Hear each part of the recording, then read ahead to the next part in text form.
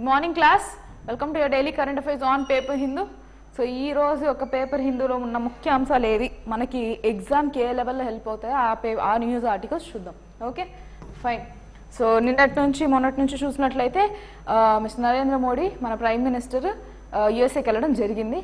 So yesterday was your international yoga day. So ఆ yoga inaugural చేశారు. And in this particular meeting main thing ఏంటి అంటే he said that yoga truly is universal and free from copyright అన్నారు. బేసిక్గా యోగా అనేది indigenous ఒక్క కనుగొన్నది అనుకోండి. So it is something which is indigenous to India. Yoga అది మన ఒక్క ఈ ఆయుష్లో ఒకటి. So one of our traditional medications అనొచ్చా? Fine, it's not a medication but ya something related to your mental and physical well being, right? So ఆయన ఏమన్నారంటే ఇది ఇండియాలో పుట్టినప్పటికీ this is truly free from copyright. So we're not going to claim this that it is from India, but anyone anywhere in the world can do it. So why I have picked this article is that ఇది India ఒక స్థానం చెప్తుంది world లో. So is telling that it is free and no anyone can use. He is giving liberation to it. See the level of stability that India has now. Okay, so apart from that there is nothing in that article. There are some articles at the end we will see which are actually important. More of a political news. Elections దగ్గర పడే కొద్దీ political news పెరిగిపోతుంది. So apart from that we need to choose better articles.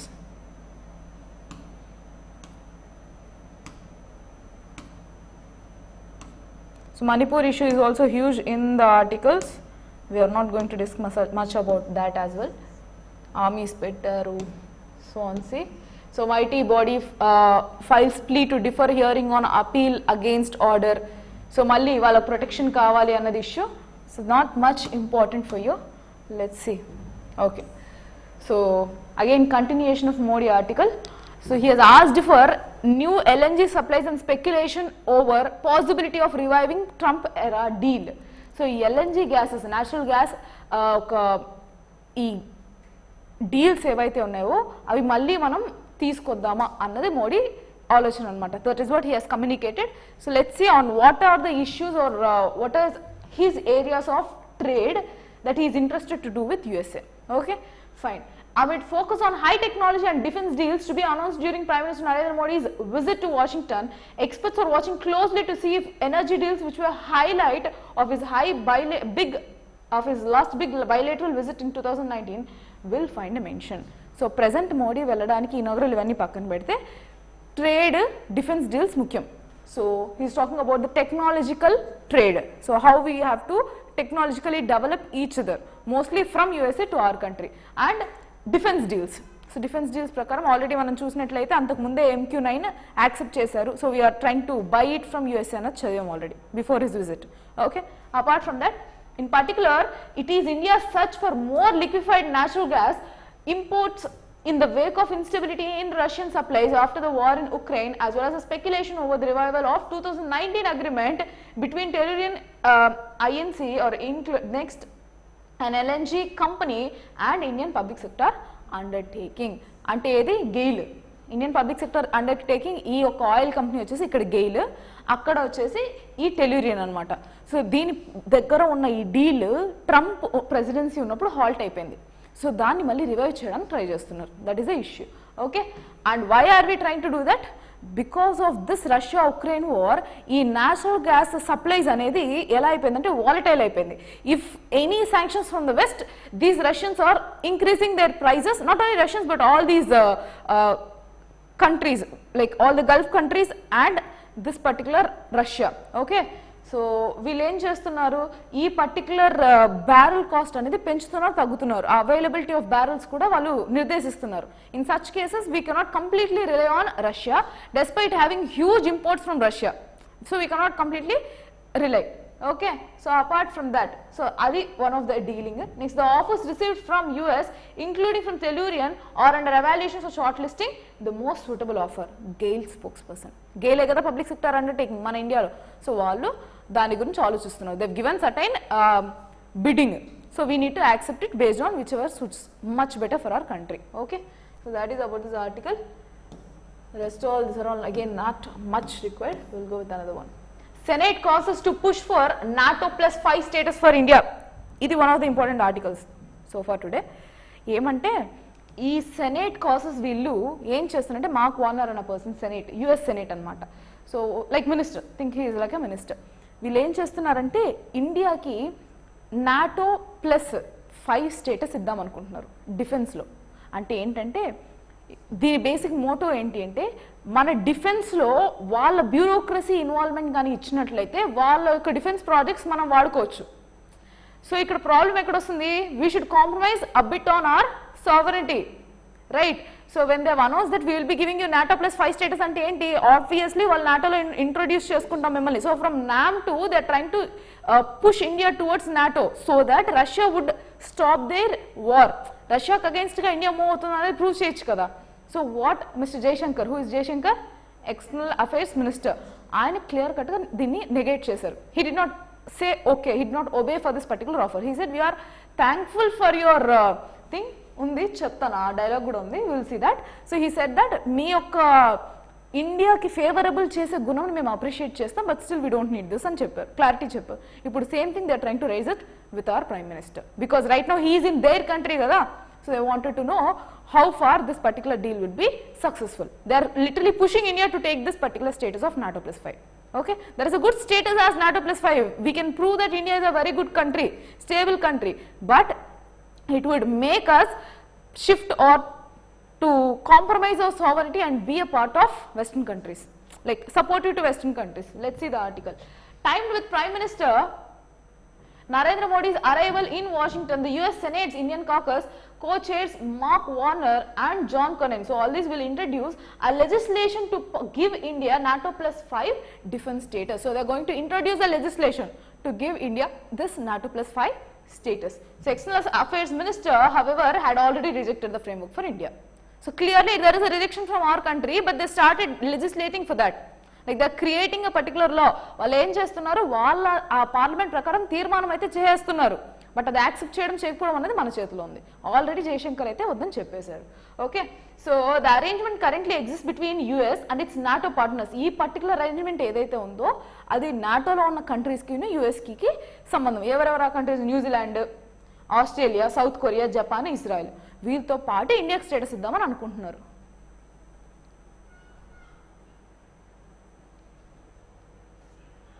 Just a second. Is there any issue?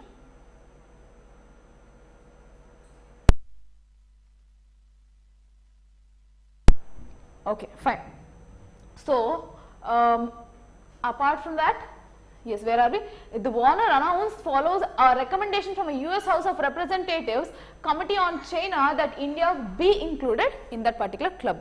So they are trying to say that India shall be included into this particular club. They are literally forcing us to be precise. So what is this about?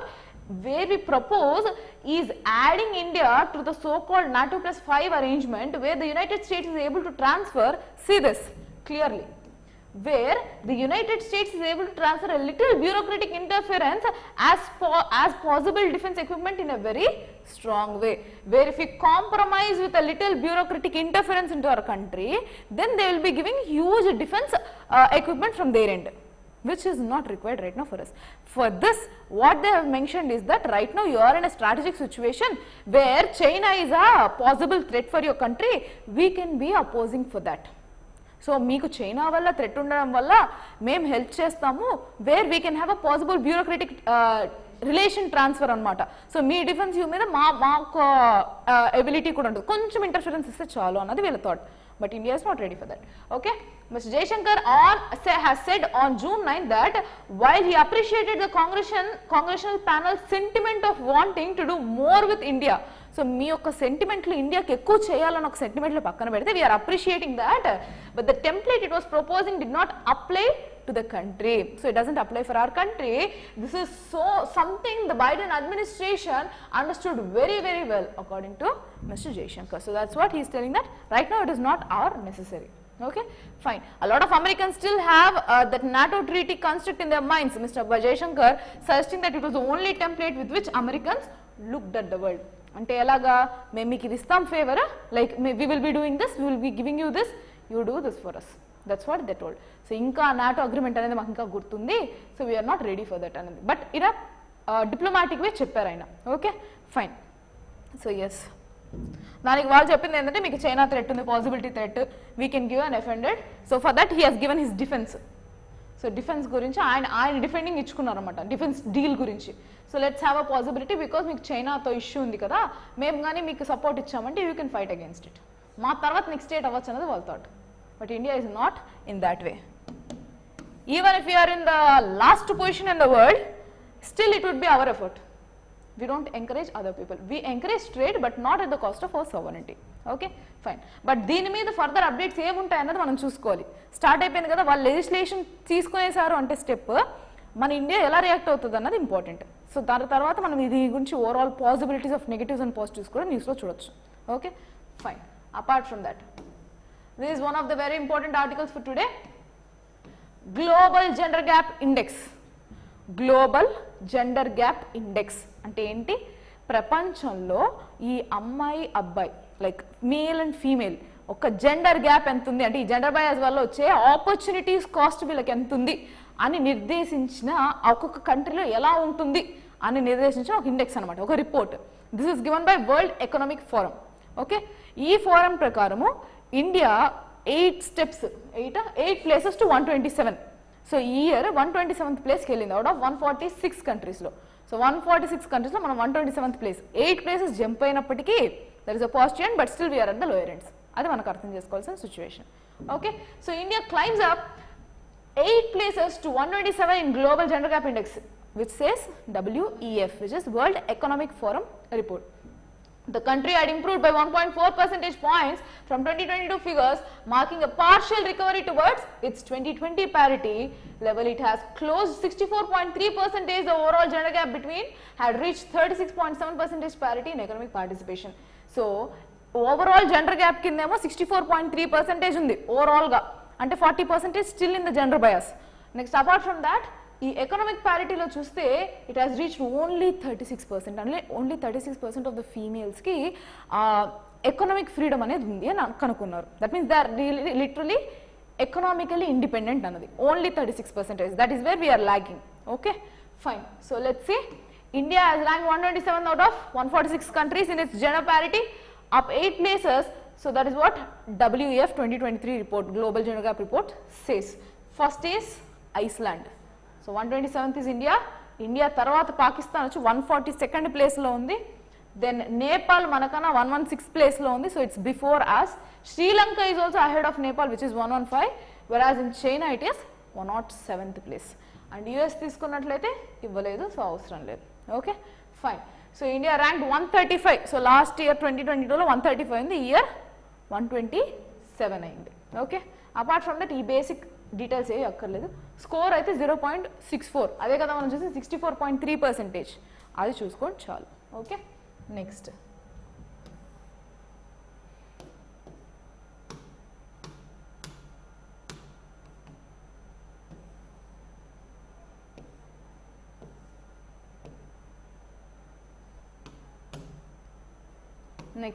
industries eyes access to Gati Shakti portal to boost capex in connectivity. So article ఏంటి అన్నది I'll give you a gist. Okay, first CII అంటే Confederation of Indian Industry.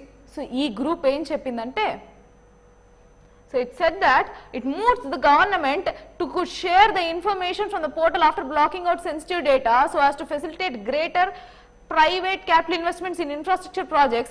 Data can help planning especially in logistics and allied sectors. అంటే వీళ్ళు ఏం చెప్తున్నారు, మీరు ఈ గతి శక్తి అనేది portal. What is this portal? This is a portal for infrastructure which integrate 16 ministries అనమాట. ఆల్ ఓవర్ ఇండియాలో ఉన్న 16 మినిస్ట్రీస్ని ఇంటిగ్రేట్ చేసి ఒక పర్టికులర్ పోర్టల్లో పెట్టేసింది. సో ఇప్పుడు నేను ఒక ఇండస్ట్రీ కట్టాలి అనుకున్నప్పుడు నాకు క్లియరెన్సెస్ ఇన్ని పర్టికులర్ మినిస్ట్రీస్లో కావాలి అనుకున్నప్పుడు సేమ్ పోర్టల్ నుంచి నేను క్లియరెన్సెస్ అప్లై చేసుకోవచ్చు.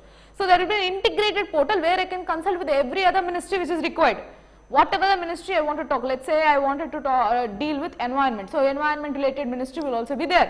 So ala untadu anamata ee Gati Shakti. This is a very prestigious online or e-governance platform for us.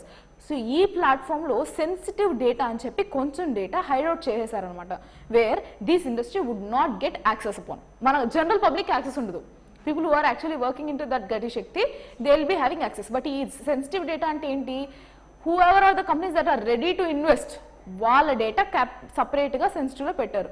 Now the CIA have asked that give us the data so that we can effectively use it for capex. Capex అంటే ఏంటి? Capital investment అనమాట, capital expenditure. So ఒక particular company ఇండియాలో ఒక ఇన్వెస్ట్మెంట్కి వస్తుంది అనుకున్నప్పుడు ఏది రాగలదో నాకు ప్రాబిలిటీ ఆ సెన్సిటివ్ డేటాలో ఉంది. సో ఆ డేటా మాకు ఇవ్వగలిగితే we will able to analyse who can give us more investment. So ఆ రకంగా మేము వర్కౌట్ చేసి క్యాపిటల్ ఎక్స్పెండిచర్ ఎక్కువ యూజ్ చేసుకోగలము అన్నది టోటల్ ఆర్టికల్ అనమాట. Rest all nothing is being mentioned, which I have already told. October 2021 lo PM Gati Shakti start ayindi. 16 ministries together chesindi, where you have road and railways, you have even waterways too. Then so as to spur integrated and coordinated approach, planning and implementation of infrastructure connectivity programs. Bharatmala, Sagarmala, ee projects annitiki integration projects, industrial corridors, వీటన్నిటికీ common platform అన్నమాట ఇది. Okay, fine. So yes, rest all nothing is there in this article. We'll go with the next article. India's Russian oil purchases sale new record in May. ఈ article ఎందుకు తీసుకున్నాం? ఇంకా కరెంట్లో Russia Ukraine war జరుగుతూనే ఉంది and మన imports Russia నుంచి oil చాలా డ్రాస్టిక్గా పెరిగింది. So it has increased very much. Where are with our imports from Russia, ఈ ఆయిల్ ఇంపోర్ట్స్ పెరిగిపోయింది. ఆల్మోస్ట్ 40% డిపెండెన్సీ ఉంది. Will see the article. India's rising imports of Russian oil hit a record high of 1.95 million barrels per day. ఒక డేకి 1.95 million barrels మనం import చేస్తాం. This is the highest ever record that has been recorded in May. In the month of May record అయింది. So in May, denting purchases from Iraq, Saudi Arabia, tanker data shows these resources showed. అంటే ఏంటి? మనం ఒకప్పుడు ఈ Gulf countries మీద relay అయ్యాం. సీపెక్ plus countries తెలుసు కదా మనకి. ఈ కంట్రీస్తో ఇరాక్, సౌదీ అరేబియా నుంచి మనం తీసుకునే ఇంపోర్ట్ డ్రాస్టిక్గా తగ్గి వీళ్ళ దగ్గర ఇంపోర్ట్స్ కాకుండా అది రష్యాకి డైవర్ట్ అయిపోయింది. మనం రష్యా నుంచి ఇంపోర్ట్స్ చేసుకుంటున్నాం. So this has given negative end for Iraq and Saudi Arabia, which we need to know.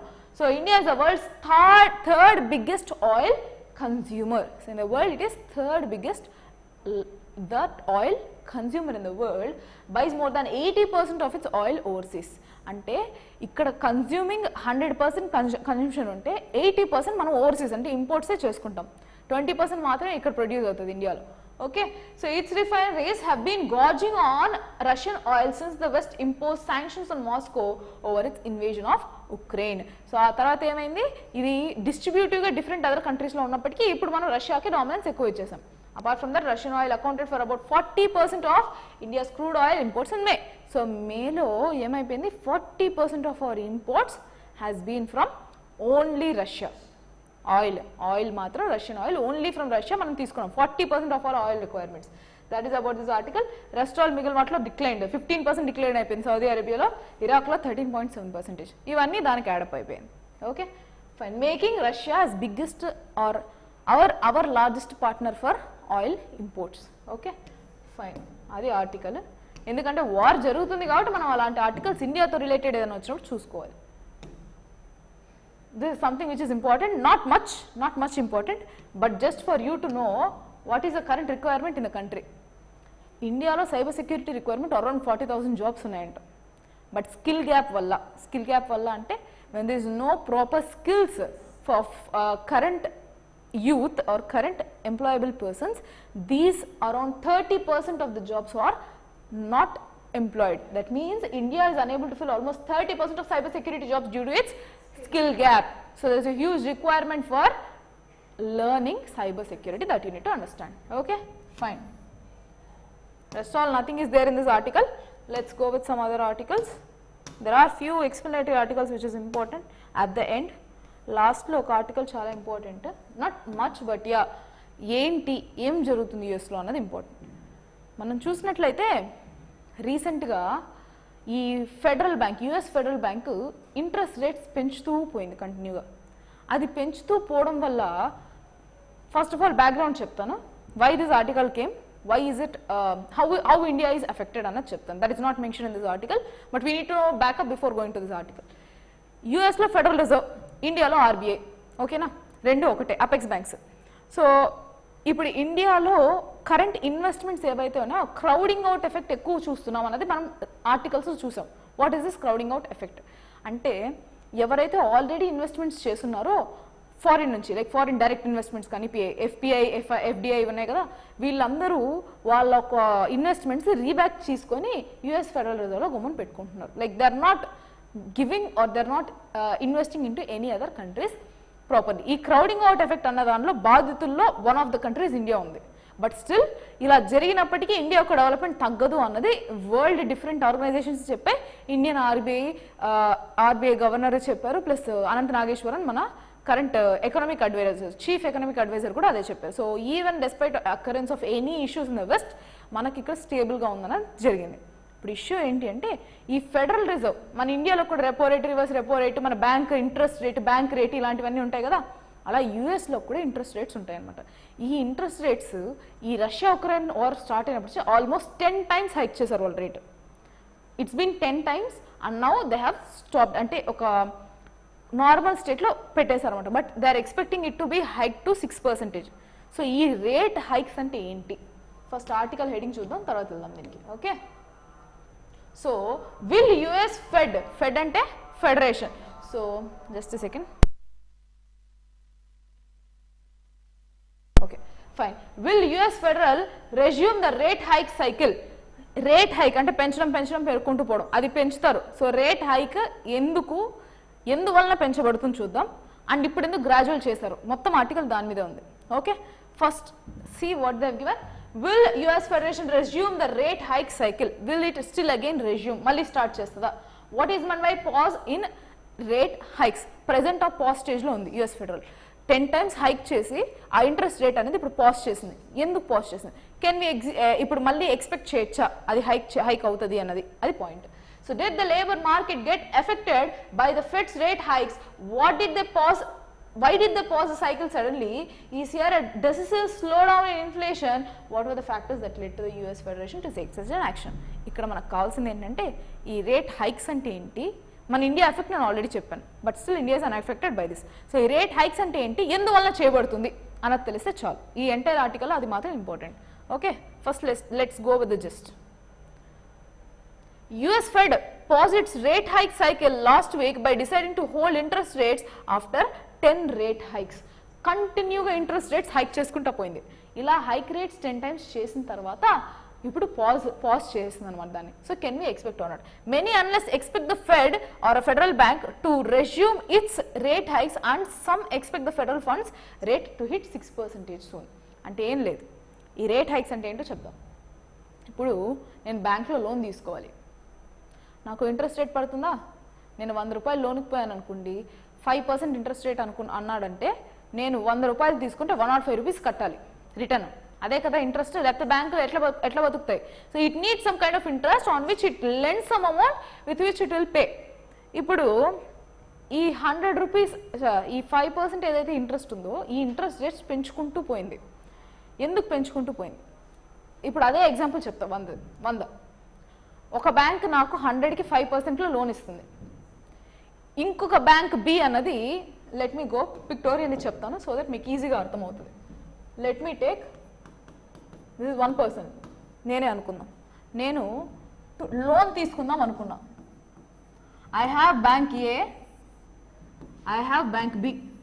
Okay bank A offers me loans with 5% whereas bank B offers same loan with 10%. అంటే నేను 100 rupees loan కోసం వెళ్ళాను అనుకోండి ఈ బ్యాంక్కి same బ్యాంక్స్కి 100 ఇది రెండింటికి నేను 100 loan. Let me right. So I went to the I really want 100 rupees. So I have 2 banks to choose from. One is giving me at 5% rate of interest, another one is giving for 10% rate of interest. So నేను 100 rupees bank ఏలో తీసుకుంటే నేను ఎంత కట్టాలి? Total 105 rupees కట్టాలి. అదే bank below తీసుకుంటే వాళ్ళు ఇచ్చిన స్టిపులేటెడ్ టైం పీరియడ్కి నేను 110 రూపీస్ కట్టాలి. ఇప్పుడు నేను ఏ బ్యాంక్ చూస్ చేసుకుంటాను? So obviously which bank I will be choosing? A. ఇది ఒక సినారియో. ఇప్పుడు ఇంకో సినారియో చూద్దాం. అన్ని బ్యాంక్స్ ఇప్పుడు ఈ బ్యాంక్ హైయెస్ట్ బ్యాంక్ ఆర్ అంటే take that all banks are following similar rate of interest. అందులో ఫెడరల్ బ్యాంక్ ఒక రేట్ ఫిక్స్ చేసిందంటే మిగిలిన బ్యాంక్స్ కూడా ఫాలో అవ్వాల్సిందే. ఓకే సో ఇది అపెక్స్ బ్యాంక్ అనుకుందాం. లెట్స్ సే ఒకసారి అది 5% తీసుకుంది నెక్స్ట్ దాన్ని 10% మార్చింది. ఎందుకు మార్చాలి అన్నది పాయింట్. First inflation. సో మనం ఈ ఆర్టికల్ మొత్తానికి ఇదే ఉందండి.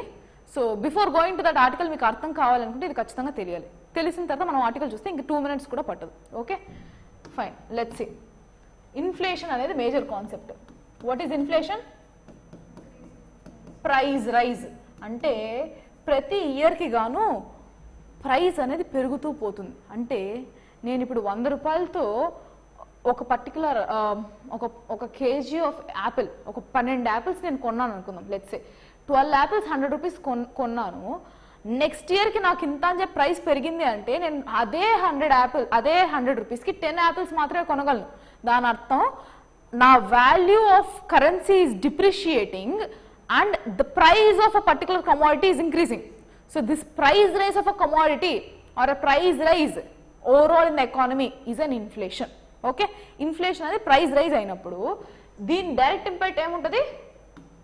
కరెన్సీ డిప్రిషియేట్ అవుతుంది. ఓకే, కరెన్సీ డిప్రిషియేట్ అవుతుంది. ఫైన్, ఇక్కడ వరకు క్లియర్. ఇప్పుడు మనం చూద్దాం. బ్యాంక్ ఉంది. ఇంకొక విషయం ఏంటంటే దీనికి డైరెక్ట్ ఇంపాక్ట్ ఏముంటుంది? మనీ సర్క్యులేషన్ హ్యూజ్ ఉందనుకో.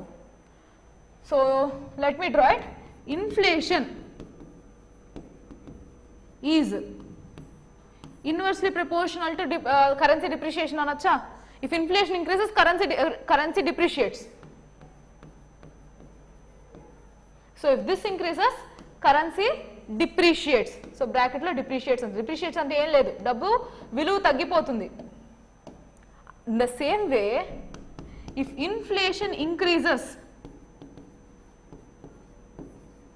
కరెన్సీ సర్క్యులేషన్ పెరిగితేనే ఇన్ఫ్లేషన్. సో నేను దీన్ని ఎలా రాయొచ్చు? మార్కెట్లో డబ్బు ఎక్కువ ఉంటేనే కదా ఇన్ఫ్లేషన్. ప్రైస్ రైజ్ పెరగడానికి కారణం డబ్బు అవైలబిలిటీనే కదా. So currency availability or currency circulation అనొచ్చు. To be clear, currency circulation. So ఇప్పుడు క్లియర్గా చూసినట్లయితే ఇప్పుడు నా దగ్గర డబ్బు ఉంది, అలా అందరి దగ్గర డబ్బు ఉన్నప్పుడు నాకు కొనగలిగే కెపాసిటీ పెరిగిపోతుంది. నా దగ్గర 100 రూపీస్ అంటే నేను 10 యాపిల్స్ కొన్నాను, 100 రూపాయలు అంటే 1000 యాపిల్స్ కొంటాను. Let's say just hypothetical I'm telling 100కి నేను 10 యాపిల్స్ కొన్నప్పుడు నా దగ్గర 1000 ఉంటే నేను ఇంకా ఎక్కువ కొనుక్కుంటా, 100 యాపిల్స్ కొనుక్కుంటా. నన్ను ఎవరు ఆపేవాళ్ళు లేరు కదా. So my consumption rate will be increasing. I'm just telling about one particular product, but overall it will increase. డబ్బు ఉన్నప్పుడు నేను ఇది కొంటా అది కొంటా అని అనుకుంటాం కదా. So when there is a huge circulation of money, it directly impacts on inflation. Inflation rises. Where if inflation rises, automatically దీన్ని ట్రిగర్ చేయమైంది కరెన్సీ డిప్రిషియేషన్ స్టార్ట్ అవుతుంది. Now let's go with federal bank. ఏం చేస్తుంది? ఈ hiking up of rates ఏం చేస్తాయి? ఇప్పుడు ఇందాక చెప్పిన కేసులో 5% అయితే నేను లోన్కి పోతా, 10% నేను ఇస్తాను అంటే నేను లోన్ తీసుకుంటానా? వెయిట్ చేద్దాంలే మళ్ళీ తగ్గుతుందేమో అని అనుకుంటానా? So, if a particular average person is in the requirement of loan, but if the federal bank, Fed Bank, so in the USA case తీసుకుంటున్నాను, even in the India case the same thing, Federal Bank అయినా RBI అయినా same thing, వీళ్ళు interest rate hike చేశారు. Okay, interest rate పెంచారు, మరి నేను loan తీసుకుంటానా?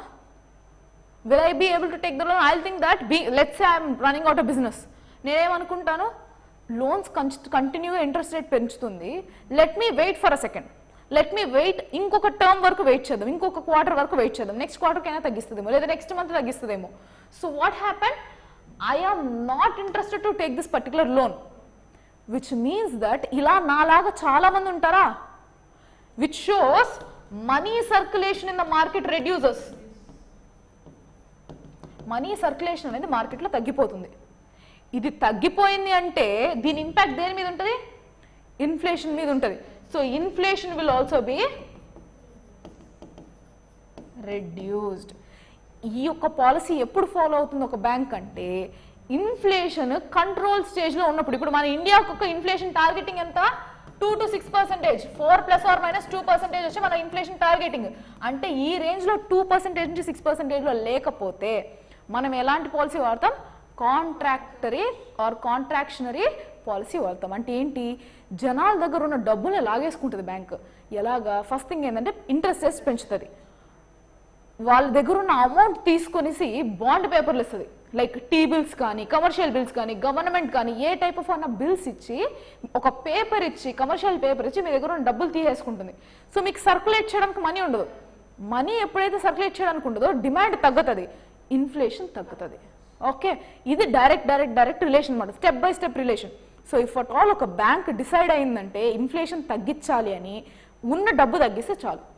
అదే bank inflation control level కన్నా ఇప్పుడు 2% ఇది ఓకే, ఇంకా తక్కువ అయిపోయింది అనుకోండి, అప్పుడు ఏమవుతుంది, కరెన్సీ వాల్యూ అప్రిషియేట్ అవుతుంది, బట్ ఓవరాల్గా ఆ మనీ సర్క్యులేషన్ అనేది ఆగిపోతుంది. పీపుల్ ఏం చేస్తారంటే డబ్బులు వాళ్ళ దగ్గర పెట్టుకుంటారు, ఖర్చు పెట్టరు. అప్పుడు ఎకానమీ సర్క్యులేషన్ అనేది ట్రిగర్ అవ్వకపోవడం వల్ల సైకిల్ కిందకు పడిపోయి ఓవరాల్ డిమాండ్ సప్లై చైన్ అనేది విడిపోతుంది. So there will not be proper demand and supply chain. Okay, so in order to trigger growth అప్పుడేం వాడుతుంది దిస్ బ్యాంక్స్ అంటే ఎక్స్పాన్షనరీ పాలసీ వాడుతుంది. అంటే ఇంట్రెస్ట్ రేట్స్ తగ్గిస్తుంది. ఇప్పుడు నేను 100 రూపీస్కి వడ్డీకి నాకు కావాలంటే 2 రూపీస్కి నాకు 2%కి నాకు వడ్డీ ఇస్తాను అంటే నేను పోయి వెంటనే కొనుక్కుంటా కదా, బికాస్ అది ఇన్ఫ్లేషన్ కన్నా ఇంకా తక్కువే, అప్పుడు నాకు లాభమే కదా. So what I will do, I will go and immediately take loan even if I don't properly require the loan. అర్థమైందా? సో అలాంటి సిచ్యువేషన్లో దీని అర్థం ఏంటి, ఇన్ఫ్లేషన్ కంట్రోల్ చేయాలనుకున్నప్పుడు ఇంట్రెస్ట్ రేట్ పెంచుతాను, నేను ఇన్ఫ్లేషన్ పెంచాలి అనుకున్నప్పుడు ఇంట్రెస్ట్ రేట్స్ తగ్గిస్తాను. ఇదే policy federal bank present follow అవుతుంది. Let's see with the article, just చూద్దాం ఇప్పుడు మళ్ళీ. So the chairman said that the central bank is waiting for signs that there has been a decisive slowdown in inflation before it decides to take anything further. ఇప్పుడు ఏమైంది, కంటిన్యూగా 10 times hike చేశారు interest rates. Hike చేసిన తర్వాత ఇప్పుడు pause చేశారు. ఎందుకు pause చేశారు, వాళ్ళు డెసిసివ్గా ఇన్ఫ్లేషన్ అనేది స్లో డౌన్ పడుతుంది. ఇన్ఫ్లేషన్ స్లో అయితే వీళ్ళు ఏం చేయాలి, ఇన్ఫ్లేషన్ ట్రిగరింగ్ ఇంట్రెస్ట్ రేట్లు తగ్గించాలి. సో వీళ్ళు తగ్గించకుండా యాంటిసిపేటరీ అనమాట. ఇప్పుడు ఇన్ఫ్లేషన్ కానీ తగ్గింది అంటే మనం ఇంట్రెస్ట్ రేట్లు అలానే ఉంచుతాం, ప్రజెంట్ అయితే అలా ఉంచుతాం. ఇన్ఫ్లేషన్ తగ్గిందంటే మనం ఇంట్రెస్ట్ రేట్ తగ్గిద్దాం, సర్క్యులేషన్ పెరిగిపోద్ది, ఇన్ఫ్లేషన్ పెరుగుతుంది, we can target the inflation. అది వీళ్ళ present policy. So this action is likely to be influenced by several factors including inflation, economic growth, political compulsions ahead of the US presidential elections next year. దీని main focus ఏముంది, so next year elections వల్ల అన్స్టేబుల్గా ఉంది market, right? So ఇవన్నీ కూడా దీని scenario, ఈ global స్లోడౌన్కి ఒక scenario, economical impact, political impacts, all impacts and also inflation impact. Okay, ఇప్పుడు మనం చూద్దాం ఈ ఆర్టికల్. జస్ట్ ఇక్కడ వరకు చూస్తే చాలు, rest all not required. So we already scene that present అయితే వాళ్ళ ఒక federal funds rate, this interest rates is around 5% to 5.25%. Right now they're expecting it to increase till to 6% present. It's for the first time anamata. Even 5% ఈ rate కూడా ఇప్పటి వరకు ఈ మధ్య కాలంలో ఎప్పుడు జరిగింది లేదు. Okay, fine. So the benchmark, its target benchmark for the federal rates between 5 to 5% until its next policy meeting. So వాళ్ళు ఏం చెప్పారు, ప్రెసెంట్ ఉన్నది అలానే మెయింటైన్ చేద్దాం, నెక్స్ట్ ఫిజికల్ పాలసీ వచ్చేంత వరకు, నెక్స్ట్ మానిటరీ పాలసీ, వాళ్ళకి కూడా పాలసీనే కదా, మనకైతే ఇక్కడ మానిటరీ పాలసీ అంటాం, వాళ్ళకి నెక్స్ట్ పాలసీ వచ్చే వరకు ఇది ఇలానే ఉంచుదామని డిసైడ్ అయ్యారు. So what does a pause in rate hikes mean, ఇప్పుడు మనం చూద్దాం, క్లారిటీగా అర్థమవుతుంది. Central banks around the world try to steer their economies primary by targeting interest rates. అంతేనా, ఎకానమీని ఎట్టు తిప్పాలి అన్నది బ్యాంక్స్ చేతిలోనే ఉంటుంది. ఓకే, సో దానికి వాళ్ళు యూజ్ చేసేది ఏంటి, targeting interest rates at which lending and borrowing happens up in the short term credit markets. So వీళ్ళు మెయిన్ టార్గెట్ ఎక్కడ చేస్తారంటే, ఇప్పుడు నేను ఫెడరల్ బ్యాంక్ అనుకున్నాను, నా కింద సబ్ బ్యాంక్స్ ఉంటాయి, షార్ట్ టర్మ్ రిక్వైర్మెంట్స్ ఉంటాయి ఈ బ్యాంక్కి, క్రెడిట్స్. మనం కూడా ఒక 15 days loan, fort nightly loans అని చూసుంటాం, ఎకానమీ చూసినట్టయితే ఫోర్ట్ నైట్లీ కానీ 2 days కానీ బ్యాంక్స్కి ఆ నిమిషం కావాల్సిన డబ్బులు అడ్జస్ట్ చేయడానికి, for the liquidity adjustment, for the credit adjustments, banks at the federal level will be issuing loans for the temporary basis. ఇక్కడ ఇంట్రెస్ట్ రేట్స్ హైక్ చేసిన తగ్గించిన ఇన్ఫ్లేషన్ మీద డైరెక్ట్ ఇంపాక్ట్ ఉంటుంది, అంతే కదా, సేమ్ థింగ్, ఇంట్రెస్ట్ రేట్స్ పెంచడం తగ్గడమే కదా. For instance, if a central bank wants to lower its short-term interest rates, it can enter the markets where bank borrow funds for their short-term needs with fresh funds, bid up the price of these loans, thus lower interest rates. అంటే ఏమంటున్నారు, ఈ inflation కానీ వీళ్ళు పెంచాలి అని అనుకున్నప్పుడు, if they wanted to raise, then they will lower the interest rates. So the fresh money injected into banking system would tend to percolate into the economy, causing the rise of wider economy. అంతేనా మనం చెప్పింది? So ఎప్పుడైతే interest rates వీళ్ళు తగ్గిస్తారో, డబ్బులు నేను ప్రజల వరకు వెళ్ళాలి అని అనుకున్నప్పుడు ఫెడరల్ బ్యాంక్లో, so that it will trigger inflation, what I will do, I will reduce this interest rates which will further percolate into the economy. వెళ్ళిపోతుంది, పెనట్రేట్ అయిపోతూ వెళ్ళిపోతుంది ఎకానమీలోకి. వాటర్లా లిక్విడిటీ లాగా మనీ వెళ్ళిపోతుంది అనమాట. Okay, so central bank thus can use the monetary policy to influence prices in the wider economy and keeping inflation with target range. Another policy ఇదేంటిది? Contractionary policy. ఇందాక మనం చూసింది ఎక్స్పాన్షనరీ పాలసీ. కాంట్రాక్షనరీ పాలసీ చూద్దాం. Policy goal that central banks try to meet along with the inflation target is to keep the economy operating at its full capacity wherein all the resources are fully employed. All resources ఉన్నప్పుడు ఎలాంటి policy వాడుతుంది? Many economists believe that the trade-off between inflation and unemployment, according to this framework, ఈ framework ప్రకారం, even if you are not understanding, leave this. According to this particular framework, if inflation falls too low, inflation చాలా లో పడిపోయింది అనుకుందాం, this will cause a rise in unemployment and hence unused capacity. So the agenda of most central banks is to keep the inflation up at a certain level. The inflation above a certain level, however, is seen as a no positive effect to the economic activity. So basically ఇక్కడ వీళ్ళు చెప్పదలుచుకుంది ఏంటంటే, inflation తగ్గినప్పుడు వీళ్ళు ఏవైతే కాంట్రాక్షనరీ expansionary policies వాడుతున్నారో అది ఎకానమీని boost చేయొచ్చు, కానీ అట్ ద ఎండ్ దీనివల్ల లూజ్ ఉంటుంది అన్నట్టు మాట్లాడుతున్నారు. But overall this contractionary expansion is part of economic policy. Monetary policy ఇది part. So US chairman has mentioned that ఇవి ఇష్యూస్ అన్నట్టు వీళ్ళు ఓవరాల్ మెన్షన్ చేశారు. మాకు ఇన్ఫ్లేషన్ 9.1 రీచ్ అయింది last year. Again later on for this May it has reduced to 4%. We have also seen this 9% inflation in which sector? Agriculture.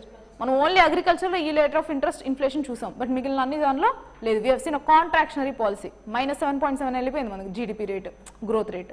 Okay, fine. So that is about this. వీళ్ళు ఈ ఒక article చదివారంటే నేను చెప్పిన దాని ప్రకారం మీకు క్లారిటీగా అర్థమైపోతుంది. So rest all what I'm right now mentioning is that ఈ ఎకనామిస్ట్ ఎవరైతే ఉన్నారో they are predicting that there would be further development. ఈ హైక్ రేట్స్ అనేది ఇంకా పెరుగుతూ పోతుంది. హైక్ రేట్స్ పెరుగుతుందంటే దాని అర్థం ఏంటి? వాళ్ళ దానిలో ఇన్ఫ్లేషన్ ఆగదు అని. ఇన్ఫ్లేషన్ ఇంకా పెరుగుతూ పోతుంది అన్నది వాళ్ళ టార్గెట్. అందుకోసం ఇంట్రెస్ట్ రేట్స్ పెంచుతూ జనాల దగ్గర ఉన్న డబ్బులు లాగేసుకుంటున్నారు. But what they have taken decision as of no, federal bank ఏం డెసిషన్ తీసుకుంది? ప్రజెంట్ ఉన్న రేట్ని అలానే పెంచుదాం అనేది డెసిషన్ తీసుకుంది. Okay, so for that is the article. Let's go with the last article for today. The new collective quantified goal. What is this goal about? Environmental goal. Okay, so just చూద్దాం. Thank you ma'am. Target uniform. Great. ఈ article ఈ particular article మళ్ళీ మీరు refer చేసుకోవాలి అనుకుంటే మాత్రం టెలిగ్రామ్కి వెళ్ళండి. I have already posted this. Okay, fine. So you can just go through for this paper where I have highlighted what is necessary required. Okay, fine. So recently concluded Bonn climate conference in Germany. So climatic conferences of parties జరుగుతాయి. Basic గా conference of parties జరుగుతాయి. COP. So COP 27, COP 28, COP 21 ఇలా చదువుతూ ఉంటాం. Present COP 28 జరుగుతుంది. So దీనికి ముందు వీళ్ళు బాన్ కాన్ఫరెన్స్ లో ఏం జరుగుతుంది, వాట్ దే హావ్ డన్ అని ఇచ్చారు. So what is this new collective quantified goal? NCQG అంటే ఏంటి అన్నది మనం ఆర్టికల్ చూసుకోవాలి. Okay, first recently concluded Bonn climate conference in Germany was critical for reviewing and reforming the climate finance architecture. అంటే ఏంటంటే ఒకప్పుడు 2009లో ఒక పర్టికులర్ లా పాస్ చేసుకున్నారు అన్నమాట వాళ్ళు, కాన్ఫరెన్స్ ఆఫ్ పార్టీస్. ఏమనంటే డెవలప్డ్ కంట్రీస్ ఏవేవి, USA, UK ఇలాంటి పెద్ద పెద్ద డెవలప్డ్ కంట్రీస్ ఏవైతే ఉన్నాయో ఎవ్రీ ఇయర్ $100 బిలియన్ డెవలపింగ్ కంట్రీస్కి ఇవ్వాలి టిల్ 2020. ఇది ఎప్పటిది? 2009వి. 2009 నుంచి 2020 వరకు $100 బిలియన్ a year స్పెండ్ చేసుకుంటూ రావాలి. దేని మీద? ఓన్లీ క్లైమేట్ ఇన్ఫ్రాస్ట్రక్చర్ మీద. So that the climatic change would be reduced. Okay, అది టార్గెట్ అనమాట. But what they found is that no other developing country have met this particular target. అంటే ఈ developed countries అన్ని కలిపి కదా ఇవ్వాలి, అది ప్రాపర్గా జరగట్లేదు అన్నది ఈ పర్టికులర్ ఆర్టికల్ అనమాట. సో రివ్యూ కమిటీ అనేది జరుగుతుంది ఇప్పుడు. Okay, so while funds because that has ended in 2020, right? It's 2023 now. So they need to come up with a new plan. A new plan framework కూడా జరిగింది. We will see that. So while funds available for climatic finance have quantifiedly increased, they are inaccessible when privately sourced, delayed and not reaching countries in need. ఏం చెప్తున్నారు, 100 billion target పెట్టుకున్నప్పటికీ కొన్నిసార్లు పెరిగాయి. ఈ development climatic గోల్స్ని meet అవ్వడానికి, development infrastructure చేయడానికి, are to develop infrastructure, ఈ amount finance అనేది ఇస్తాము లేదా ఇంత అలకేట్ అయింది అని చెప్పుకోవడానికి పెరిగింది. బట్ ఓవరాల్ అది ఏ కంట్రీ అయితే ఇన్ నీడ్లో ఉందో, like for the developing countries like India, when they are in need for these particular financial support, they seen a huge delays ఉన్నాయి. ఎందుకు అంటున్నారు? డిలేస్ ఉన్నాయి, ప్రైవేట్ బాడీ సోర్సెస్ ఉన్నాయి, and apart from that it is inaccessible. So యాక్సెస్లోనే లేదు, మేము ఇచ్చామని చెప్పుకోవడం తప్పనేసి అక్కడ యాక్సెస్లో లేదు అన్నది point. So NCGQ is thus termed the most important climatic goal. It pulls up the ceiling of the commitment from developed countries and is supposed to anchor the evolving needs and priorities of developing countries based on scientific evidence. So ఒక particular ప్లేస్లో ఇది issue ఉంది అని scientific evidence ద్వారా తెలిసింది అంటే వాళ్ళకు ఫినాన్షియల్గా help చేయడం, ఎవరు డెవలపింగ్ కంట్రీస్కి చేయడానికి ఇది ఒక గ్రేటర్ ఇన్స్ట్రుమెంట్ అనమాట. వెరీ గుడ్ ఇన్స్ట్రుమెంట్, బికాస్ డబ్బులు వస్తున్నాయి కదా వాళ్ళకి ఇది బిల్డ్ చేసుకోవడానికి. It's a good thing. Fine. So earlier commitment ఏం జరిగింది, ప్రజెంట్ ఎక్కడ జరుగుతుంది? COP28 దుబాయ్లో జరుగుతుంది. Okay, fine. So the recently concluded bone climate conference in Germany expected to outline the political agenda for the crucial end of year COP28 in Dubai. So జర్మనీలో రీసెంట్గా ఎండైన bone conference ద్వారా ఇప్పుడు next వచ్చే COP meet ఈ year ఎండింగ్కి జరుగుతుంది. COP28 ఎక్కడ? దుబాయ్లో. ఇక్కడ వాళ్ళు ఈ మీటింగ్లో ఇన్ఫ్రాస్ట్రక్చర్, క్లైమేట్ చేంజ్కి ఒక ఇన్ఫ్రాస్ట్రక్చర్ మీద క్రిటికల్ పొలిటికల్ అజెండాకి అవుట్లైనింగ్ జరిగింది. What is this about? Was critical for reviewing and reforming the climatic finance architecture. అంతేనా? So the conference according to the Teresa Anderson action aid international global lead on climatic justice exposed a gaping hole in the funding needed to pay for climatic action. So వాళ్ళు ఒప్పుకున్నప్పటికీ చాలా gaps ఉన్నాయి, అక్కడ పెద్ద హోలే ఉంది అని అంటున్నారు. So this comes from a long standing impasse between developed and developing countries over where money for climate change policies one should from and in what from. అంటే ఎక్కడి నుంచి వస్తుంది, ఎంత వస్తుంది, దేనికోసం వస్తుంది అన్నది తెలియాలి. Okay, fine. దాని మీద వాళ్ళు ఈ పర్టికులర్ అవుట్లైన్ చేశారు. ఆ డిస్కషన్ ఎప్పుడు జరుగుతుంది? COP28లో జరుగుతుంది. So that they are going to review and reform. 2000కి ఎండ్ అయింది కదా, 2020కి దాన్ని ఫర్దర్గా ఎలా రివ్యూ చేయాలన్నది ఈ particular meeting agenda. So what is NCQG? Commitment of $100 billion every year till 2020 to developing nations from developed nations. Okay, target set ఎప్పుడు? COP మీటింగ్ 2009లో సెట్ చేశారు, 2020 వరకు. So but estimate since then show addressing the climate change cost billions and even trillions of dollars. ఎందుకు? వీళ్ళు $100 billion అని 2009లో అన్నారు. మరి అప్పుడు ఇన్ఫ్లేషన్ ఏంటి, ఇప్పుడు ఇన్ఫ్లేషన్ ఏంటి, ఇప్పుడు రిక్వైర్మెంట్ ఏంటి? సో అప్పుడులో బిలియన్స్ అనుకుంటే ఇప్పుడు ట్రిలియన్స్ వరకు వెళ్ళిపోయింది. So it's more than like trillions. ఆ ఎస్టిమేటెడ్ కాస్ట్ కూడా ఇచ్చారు, ఇప్పుడు పర్ ఇయర్ ఎంత కావాలి అనేది కూడా ఇచ్చారు. సో ఈ COP28లో వాళ్ళ డిస్కషన్ ఏముంటుందంటే, ముందున్న గోల్ $100 billion అనుకున్నాం కదా, ఇప్పుడు మనం ఎంత పెట్టాలి అన్న అవుట్లైన్ ఇంతవరకు రాలేదు. COP28లో డిస్కస్ చేస్తారు. Okay, to update this count. Okay, so therefore 2015 Paris Climate Agreement agreed on setting up a new collective quantified goal for climate change prior to 2025. 2025 కన్నా ముందే దీని యొక్క ఈ గోల్ $100 billion అప్డేట్ చేసేద్దాము అని చెప్పి ఒక డిసిషన్కి వచ్చింది. ఎప్పుడు? 2015 ప్యారిస్ సమిట్. చాలా ఇంపార్టెంట్ కదా, 2 degrees Celsiusకి టార్గెట్ చేయాలి క్లైమేట్ రైజ్ అన్నది UNFCCC ప్యారిస్ అగ్రిమెంట్లో క్లియర్గా చెప్పింది. Okay, fine. So the most important climatic goal, but overall ఎంత, ఇవి again we need a scientific backup అనమాట. సో ఎంత ఇంపాక్ట్ ఉంటుంది, ఎంత ఇన్వెస్ట్మెంట్ చేయాలి అన్న సైంటిఫిక్ బ్యాకప్ కావాలి. And apart from that something which is important is that I have seen the numbers, just a second. See what is the stake in 2023? Is important. So countries are on a tight deadline upon the NCQG ahead of 2024. ఎందుకు? Paris కమిటీలో మనం అనుకున్నాం కదా 2025 లోపల దీన్ని update చేయాలి అన్నది. So ఇప్పుడు ఎంత? 2024. ఎప్పటికి అప్డేట్ చేయాలి? Within 1 year. సో ఈ ఇయర్ ఎండ్కి వాళ్ళు ఖచ్చితంగా ఫార్మేట్ అయిపోవాలి. So tight deadline, there is no official number. 100 billion అప్పుడు అనుకున్నాం, బట్ ఇప్పుడు ప్రెసెంట్ కాస్ట్లో అఫీషియల్ నెంబర్ చెప్పలేదు, but it would be some trillions అన్నది అర్థమైంది. Okay, so but a global transition to a low carbon economy requires around investments of 4 trillion to 6 trillion a year. ప్రపంచం మొత్తానికి carbon emissions తగ్గించడానికి on an average 4 to 5 trillion per year కావాలి. Okay, 4 to 6 trillion years, sorry $6 trillion అనేది investment కావాలి. ఎవరి దగ్గర నుంచి ఎవరి వరకు? డెవలప్డ్ కంట్రీస్ నుంచి డెవలపింగ్ కంట్రీస్ వరకు, అందులో ఇండియా కూడా ఒకటి. Okay fine. So as per the Sharm el Sheikh implementation plan, ఆ ఇంప్లిమెంటేషన్ ప్లాన్ వరకు ఇది, బట్ నెంబర్స్ అయితే ఇంతవరకు అనౌన్స్ చేయలేదు. Some argue that instead of identifying a single aggregate figure, NCQG could also set separate targets or focus areas such as mitigation, adaptation, loss and damage. అంటే వీళ్ళు ఏం చెప్తున్నారు, advance డబ్బులు ఇచ్చేసి ఈ ఇన్ఫ్రాస్ట్రక్చర్ మీరు కన్స్ట్రక్షన్ చేసుకోండి అనే బదులు ఏరియాస్ చెప్పొచ్చు. ప్రికాషనేట్కి, దేనికి, మిటిగేషన్కి ఒక సపరేట్ అమౌంట్, మీరు అడాప్షన్ ఇన్ఫ్రాస్ట్రక్చర్ దీనికి ఇంత అమౌంట్ అలొకేషన్ అయింది, దీనికి ఇలాగా అలా సపరేట్ చేసుకొని ఇవ్వచ్చు. It will be more effective అన్నది చెప్పింది అనమాట. ఇది one of the suggestion.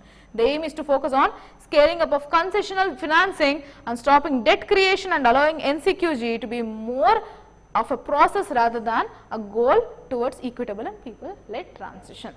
So ఇది ఓవరాల్ ఆర్టికల్ అనమాట. సో వన్స్ COP28 జరిగింది అంటే further updates manaku telustundi. So that's it about today's articles. We will meet again in tomorrow's session. Thank you for the session. Good afternoon.